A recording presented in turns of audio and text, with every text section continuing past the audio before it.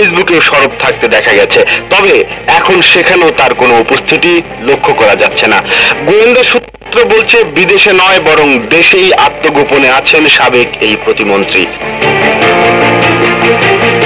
এদিকে কয়েকদিন আগে সামাজিক যোগাযোগ মাধ্যমে গুঞ্জন উঠেছিল ঢাকাস্থ ফরাসি দূতাবাসে আশ্রয় নিয়ে লুকিয়ে আছেন সাবেক তথ্য প্রতিমন্ত্রী আরাফাত। তবে এই গুঞ্জন নাকচ করে দিয়ে বিবৃতি দিয়েছে ফ্রান্স দূতাবাস।